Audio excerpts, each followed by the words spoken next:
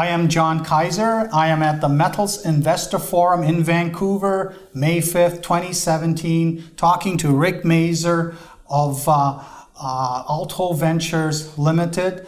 Rick was part of our session earlier today where 4 discovery exploration focused juniors presented. Alto presented the Oxford Lake project in Manitoba. This is a known greenstone belt, has been known about forever. There was a company, a Canadian major called Noranda, which originally explored it and found some smallish gold deposits. And yet nothing much has been done since then. Why is this greenstone belt available to a little junior like yourself without a major discovery on it that has made it something like the Timmins camp or the Red Lake camp or Kirkland Lake or the Val-d'Or areas of the Abitibi greenstone belt? Tell us what you're bringing to this to turn this story around and put Manitoba on the gold map. Mm-hmm. Well, let's see. Let's put it into a context of the times. When Noranda drilled this in 1988 to 90. At that time, I remember, I'm pretty sure it was 89, the cover of Times magazine had a tombstone on it, and it said, "Mining is dead," during that recession in the 89 to 92 recession. So mining was in a really tough state at that time. And Noranda was going through a corporate culture change, I think, at that time. So they made that discovery looking for base metals. They were just drilling conductors across northern Canada to look for base metals and hit this gold zone, our information-hosted gold zone.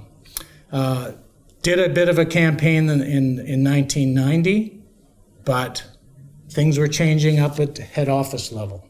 And it got put into Hemlo Gold back in the days, and then Hemlo Gold merged with Battle Mountain Gold in 96, and in 96, Battle Mountain Gold merged with Newmont. And this project kind of got just lost in the shuffle. We picked it up in 2004 from a prospector that vended it into the company. We focused on some of our other gold projects, Destiny, in the Val-d'Or camp, through the early stages of Alto's history. And then we got to drilling Oxford Lake in 2012, right at the top of the market, and the subsequent bear market resulted in us having to hibernate the project. But now we really want to get back at it and make that discovery that we think is there, that big discovery that we think is there. Now, one of the companies presenting was had the Homestake deposit, which is also banded iron formation. What sort of size of tonnage in your older Archean style of banded iron formation system, what sort of tonnages for open pittable and associated grade, and also if you have to go deeper and chase these down plunge, what sort of tonnages and grades do you see as your minimum thresholds for having an economic open pit mine or an economic underground mine at Oxford Lake?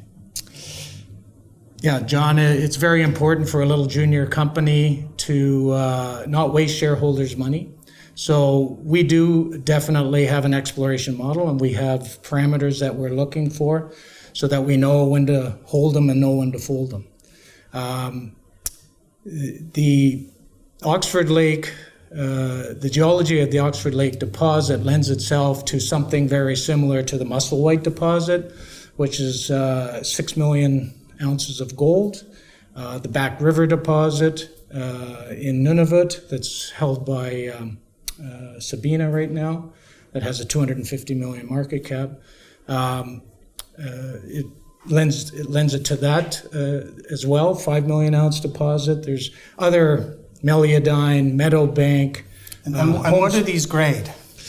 Okay, so their average grades are 6 grams a ton. Okay, so decent grade, medium grade. These are not going to be low grade bulk tonnage systems. 6 grams a ton. very consistent in terms of the continuity of those grades. That's why we like banded iron formation deposits. And then they can get thick and thin along there, but they generally have very good mining widths, and as I mentioned earlier, great continuity. So to answer your question, open pitable, we think up in that neck of the woods. We're 40 kilometers away from a power line. Manitoba provides the cheapest power in North America, I believe. And if we were to make a discovery, the Manitoba government has been talking about building an all-weather road to the community of Oxford House. And I think a discovery would be an excellent opportunity for them to build that road. 2 million ounces to 3 million ounces at 2 grams a ton. Underground, 2 million ounces at 6 grams a ton would be economic. So if you win, it's going to be a pretty big win. One final question. Of the other 3 companies that presented, if you had to trade Oxford Lake for one of their flagship projects, which one would you pick to work on and why? A tough question here. Hard one. All of the presenters today have some great projects. I'd have to say I'm intrigued by Rainy Mountain. Their projects are very similar to something that Alto's very familiar with. I understand shear-hosted gold deposits in the Abitibi belt. They can be very, very prolific. So I certainly like the project that they're working on there at Rainy Mountain. So you would be building on the skill set that you and Mike Koziol already have in this part of the world on an early stage project. Yeah, absolutely. Mike is an expert in these synorogenic shear-hosted gold deposits, and Rainy Mountain does have a really good target there. I have been talking with Rick Mazur of Alto Ventures at the Metal Investor Forum in Vancouver, May 5th, 2017. Thank you, Rick.